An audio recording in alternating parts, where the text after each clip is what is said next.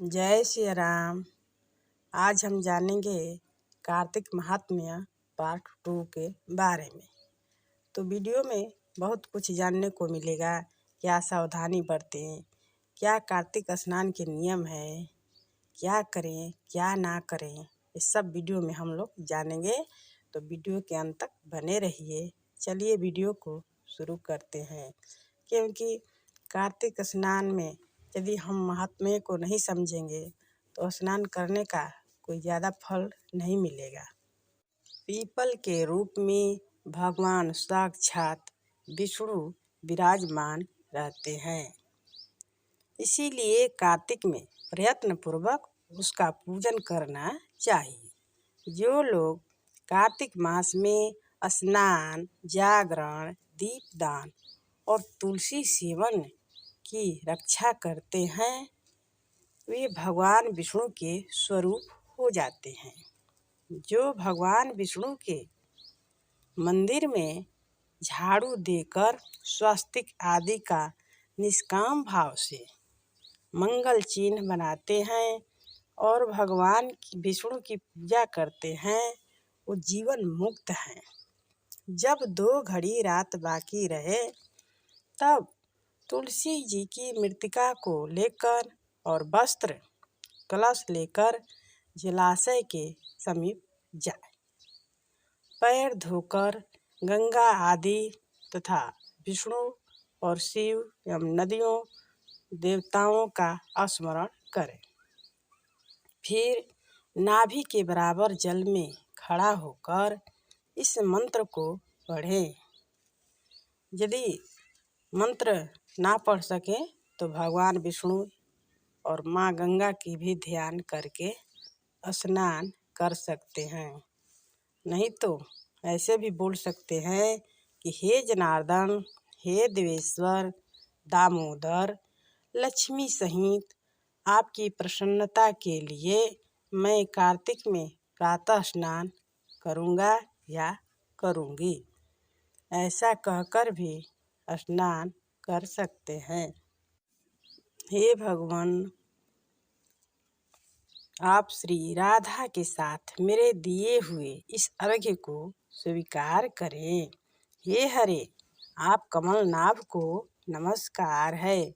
जल में शयन करने वाले भगवान नारायण को नमस्कार है। ऋषिकेश, यह अर्घ्य ग्रहण कीजिए और आपको बारंबार नमस्कार है। मनुष्य किसी भी तीर्थ में स्नान करें, उसे गंगा का स्मरण अवश्य करना चाहिए। पहले मृतिका आदि से स्नान करके पावमानी अपनी ऋचाओं द्वारा अपने मस्तक पर अभिषेक करें। अर्घ समर्पण और स्नान अंतर्गत तर्पण करके ही पुरुष सूक्त से सिर पर जल छिड़के। उसके बाद बाहर आकर पुनः मस्तक पर तीर्थ का जल सींचे। फिर हाथ में तुलसी लेकर 3 बार आचमन करके पानी से बाहर धोती निचोड़ें। वस्त्र निचोड़ने के पश्चात तिलक आदि करें। कार्तिक में जहाँ कहीं भी प्रत्येक जलाशय के जल में स्नान करना चाहिए। गर्म जल की अपेक्षा ठंडे जल में ही स्नान करने से 10 गुना पुण्य होता है। उससे 100 गुना पुण्य बाहरी कुएं के जल में स्नान करने से होता है। उससे अधिक पुण्य बावड़ी में और उससे भी अधिक पुण्य पोखरे में स्नान करने से होता है। उससे 10 गुना झरनों में और उससे 10 भी अधिक पुण्य कार्तिक मास में नदी स्नान करने से होता है। उससे भी 10 गुना तीर्थ स्थान में बताया गया है। तीर्थ से 10 गुना पुण्य वहाँ होता है जहाँ 2 नदियों का संगम हो, और यदि कहीं 3 नदियों का संगम हो तब तो पुण्य की कोई सीमा भी नहीं है। सिंधु, कृष्णा, वेणी, जमुना, सरस्वती, गोदावरी विपाशा नर्मदा तमसा मही कावेरी सरयू क्षिप्रा चर्मवती विस्तस्ता वेदिका सोनभद्र वैत्रवती अपराजिता गंडकी गोमती पूर्णा ब्रह्मपुत्रा मानसरोवर भागमती शतद्रु ये तीर्थ कार्तिक में दुर्लभ है। सब स्थलों से अधिक आर्यावर्त विंध्याचल और हिमालय के भीतर का प्रदेश उत्तर भारत है। यह और पुण्यदायक है। उससे भी कोल्हापुरी श्रेष्ठ है। कोल्हापुरी से श्रेष्ठ विष्णु कांची और शिव कांची है। उससे भी श्रेष्ठ है अनंत सेन का निवास स्थान वराह क्षेत्र से चक्र क्षेत्र और चक्रक क्षेत्र से अधिक पुण्यमय मुक्तिक क्षेत्र है। उससे भी श्रेष्ठ अवंतीपुरी और अवंतीपुरी से श्रेष्ठ बद्रिकाश्रम है।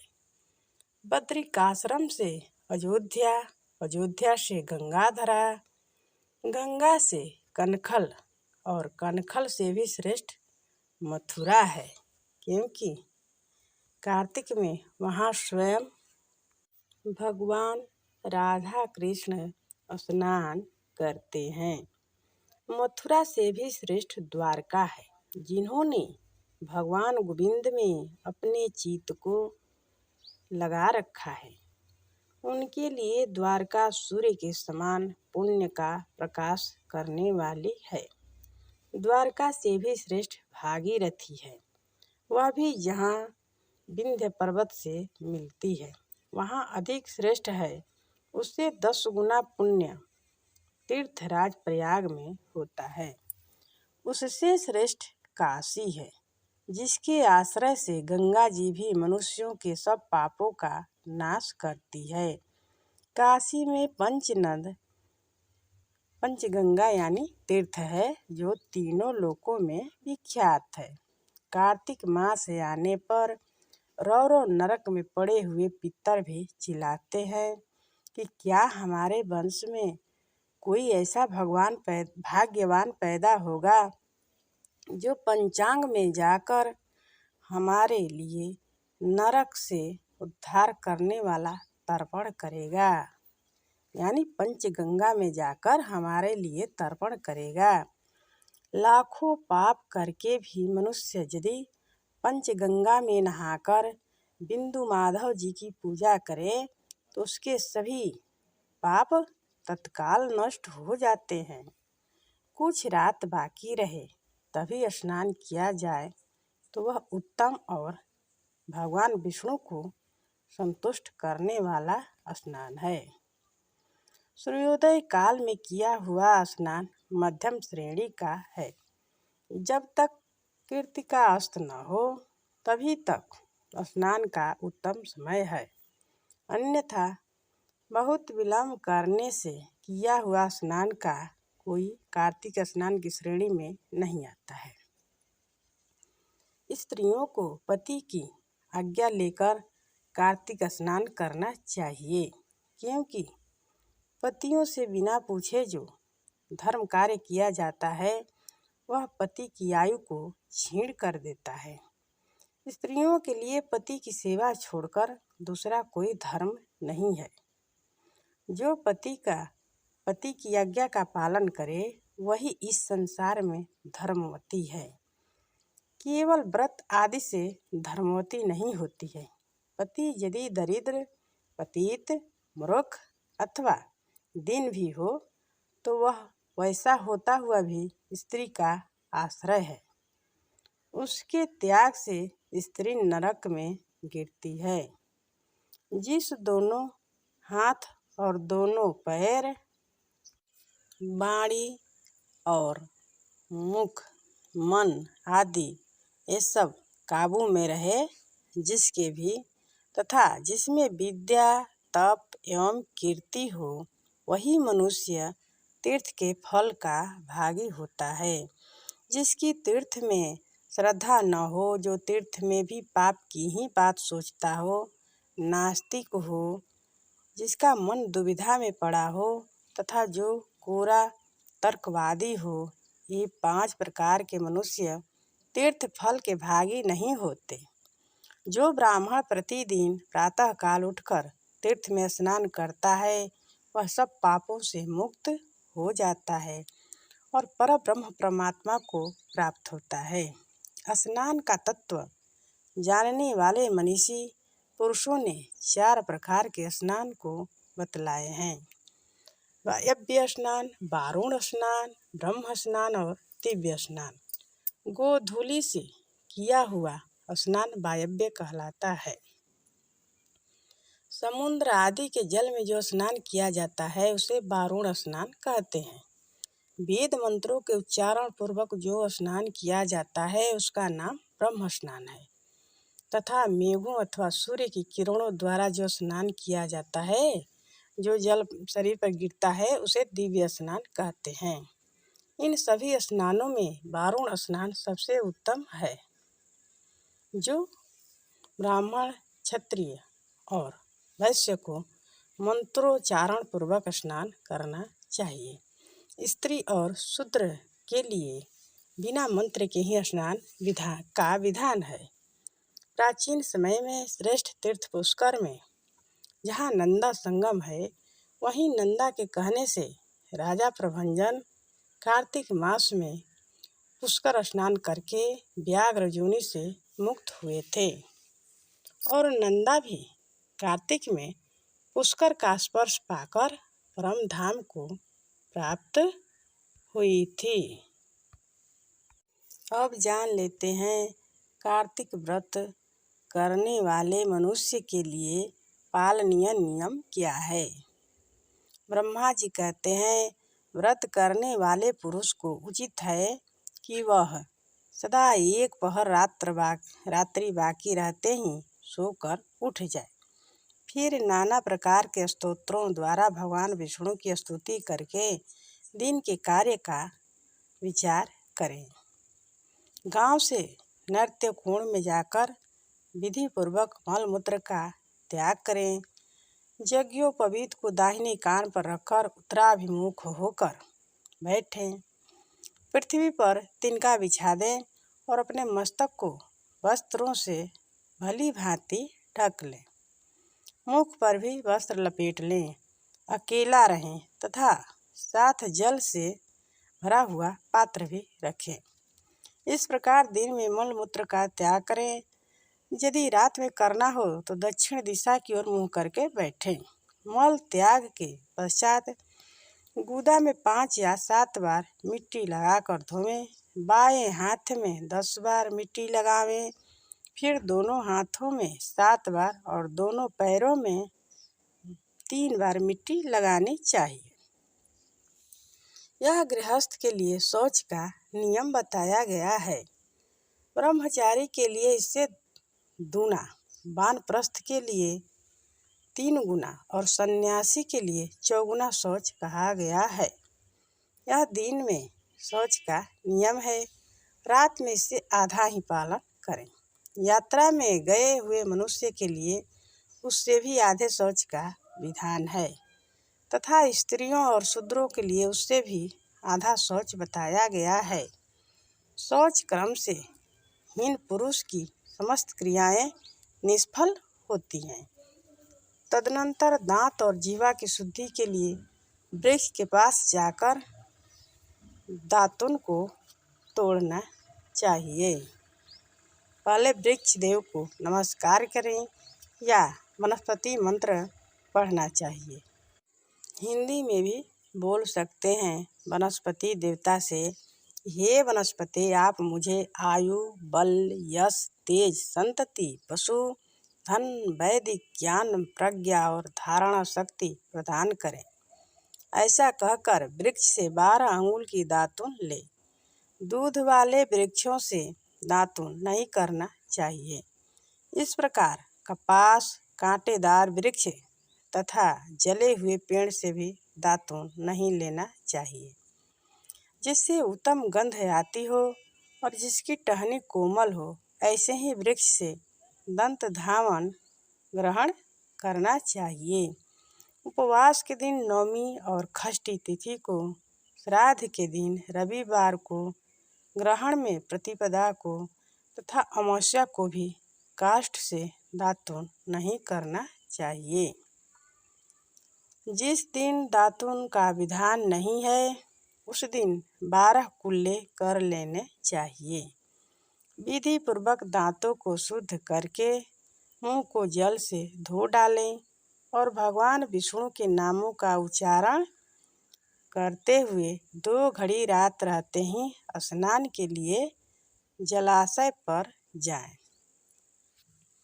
कार्तिक के व्रत का पालन करने वाला पुरुष विधि से स्नान करें, फिर धोती निचोड़कर अपनी रुचि के अनुसार तिलक भी करें।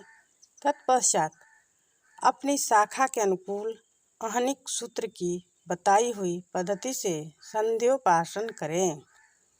जब तक सूर्योदय न हो जाए तब तक गायत्री मंत्र का जप करते रहें। यह रात्रि के अंत का कृत्य बताया गया है। अब दिन का कार्य बताया जाता है। संध्योपासना के अंत में विष्णु सहस्त्र नाम आदि का पाठ करें, फिर देवालय में जाकर पूजन प्रारंभ करें। भगवत संबंधी पदों के गान, कीर्तन और नृत्य आदि कार्यों में दिन का प्रथम पहर व्यतीत करें। तत्पश्चात आधे पहर तक भली भांति पुराण कथा का श्रवण करें। उसके बाद पुराण वाचने वाले विद्वान की और तुलसी की पूजा करके मध्याह्न का कर्म करने के पश्चात दाल के सिवा शेष अन्न का भोजन करें। बलि वैश्व देव करके अतिथियों को भोजन कराकर जो मनुष्य स्वयं भोजन करता है, उसका वह भोजन केवल अमृत है। मुख शुद्धि के लिए तीर्थ का जल या भगवान चरणामृत से तुलसी भक्षण करें। फिर शेष दिन को सांसारिक व्यवहारों में व्यतीत करें।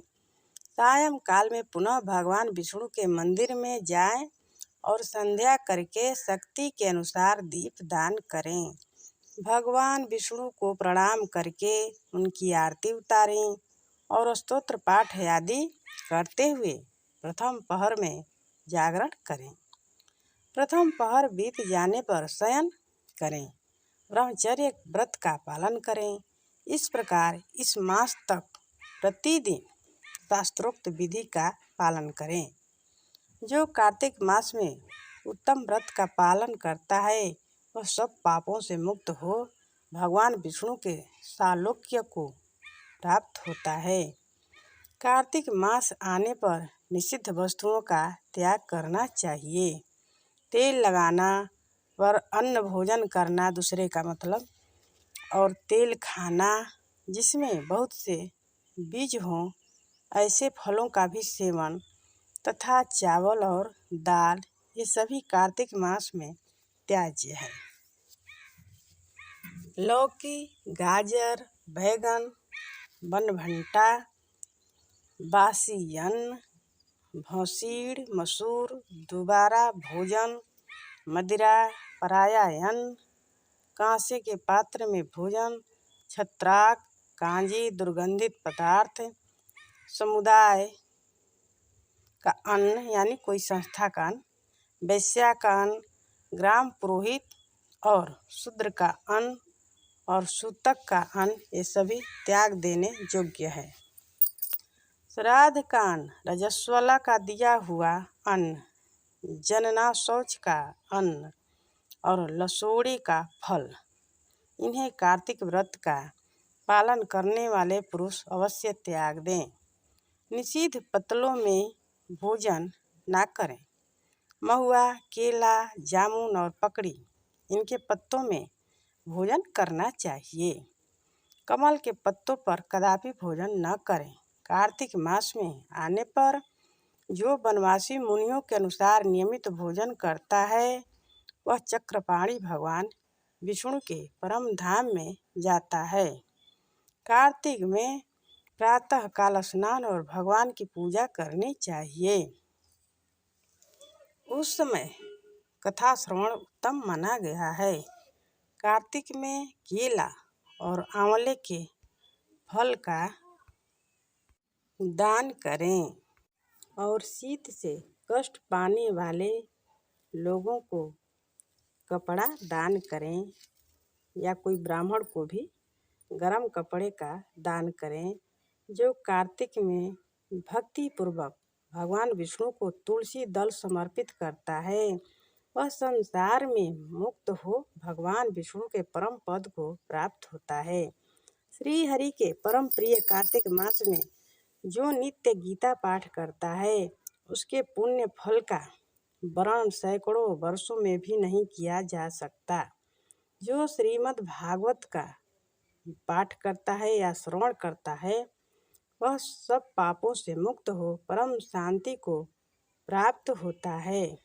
जो कार्तिक की एकादशी को निराहार रहकर व्रत करता है वह निसंदेह पूर्व जन्म के पापों से मुक्त हो जाता है। जो कार्तिक में भगवान विष्णु की प्रसन्नता के लिए दूसरे के अन्न का त्याग करता है वह भगवान विष्णु के प्रेमों को भली भांति प्राप्त करता है।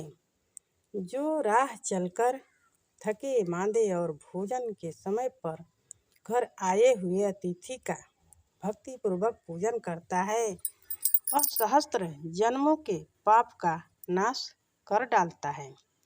जो मूढ़ मानव वैष्णव महात्माओं की निंदा करते हैं वे अपने पितरों के साथ महारौरव नरक में गिरते हैं।